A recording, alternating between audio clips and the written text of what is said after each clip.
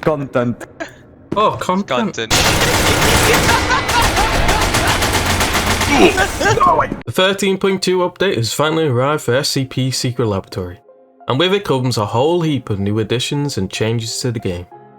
We have brand new guns, big changes to MTF and Chaos, buffs and nerfs to SCP-939, as well as much more notable stuff. I'm Devious, I'm a Melon, and let's get right into everything you need to know about the 13.2 update, so you can hop on and play it yourself. The major thing this update introduces is 2 brand new guns to the game.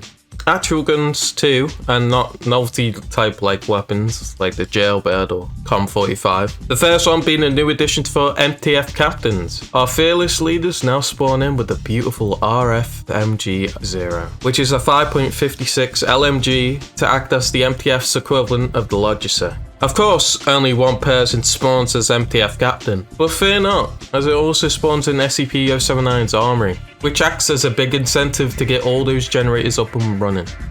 And of course, the weapon can be made in SCP-914. I myself will personally just spawn it in when my friends least expect big gun. It also comes with a bunch of attachments as well, so you can customize to your heart's content on what works best for you. I myself will favour making it into a massive view blocker with some added drum balls. Also, green dot sight, ooh. Second gun is the A7, the brand new, what I consider the third SMG in the game. Finally, you can live out your dreams of being Tommy Vercetti in the SCP facility. What's the thing Tommy says? I'm Hot King, I think Tommy Vercetti says. I'm Hot King, you motherfuckers! Oh my God! To get your hands on this gun, you have to put an AK in SCP-914 on course, and you have a chance to receive the beautiful A7. But nonetheless, a very cool gun indeed. Though, like myself, when I fumble a sentence in Discord, there is a chance to get slightly burnt by this thing. A very welcome quality of life update to the game is the ability for players to create their own unique custom hotkeys. There's also the addition of an item drawing criteria, meaning the game will prioritize the most useful item for you to use, depending on what situation you find yourself in. Say for example, you're running away from an SCP and you're out of stamina. You press the medical hotkey and the game will select the adrenaline, if you have one. I actually don't have a joke to put here, it's just a generally great feature. I wish I could prioritize pulling out important equipment. Sorry. What did he say? A long-awaited addition in this update is MTF privates now finally have gotten gate access. That's right, the training wheels are off. Both our little private and Chad Sergeant card has now been morphed into one singular card, respectively named the MTF Operative Keycard. This means the private card has been officially removed from the game, along with the Containment Engineer card as well. Oh no! Anyway. Not a single tear was dropped from that revelation. SCP-939 has also received a lot of attention this update, and this time it's not for a gigantic ass. Some of these changes being buffs while others being nerfs. Now, I don't want this video to be too long because the retrieve is getting closer and closer, so I'm going to list some of the more notable changes she has received. Adjusted how Claw's area of effect is calculated. SCP-939 is now able to damage players under the effects of SCP-268. SCP-939 now emits a growling noise after it uses focus. The growling will become more and more apparent over the following 10 seconds of using focus. SCP-939 can now hear its own growls.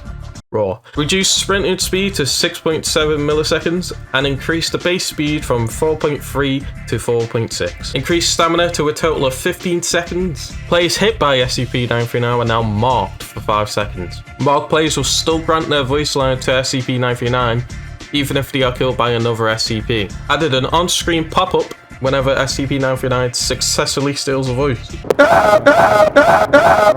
Players revealed by SCP-939 in close proximity no longer produce sound blips. Humans that are jumping, sprinting, or firing a weapon within 4 meters of SCP-939 will now be revealed. Humans within the surface zone who fail to produce a sound blip naturally within 20 seconds will now begin to emit a sound blip every 10 seconds. Once the other warhead is detonated, all humans will be permanently revealed to SCP-939 on surface.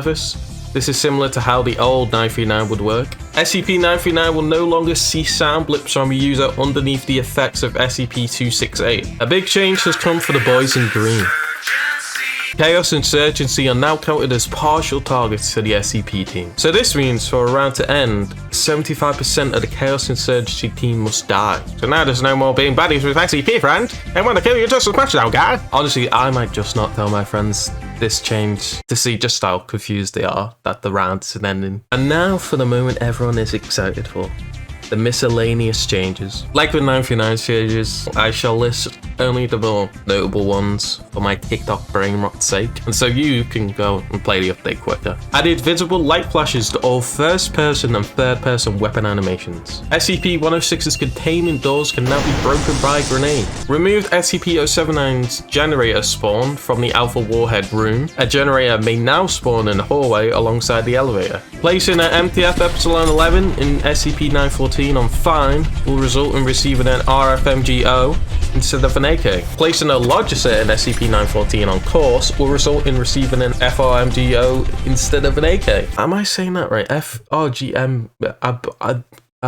Big done. Slightly reduce how far players can reach the Alpha Warhead panel. The distance is now similar to that of reaching for a door. Added a setting to disable dropping items from your inventory with right click, as well as a setting to switch between toggle and hold to open inventory. Slightly changed the rotation of the surface zone skybox. I will take full responsibility for this change. All achievements related to escaping the facility will not be rewarded if a player is disarmed. Adjusted lighting mesh renders in the surface zone admin sweaty tower. Added new translations which include Thai, Vietnamese, Romanian, Lithuanian, Brazil, and Catalan?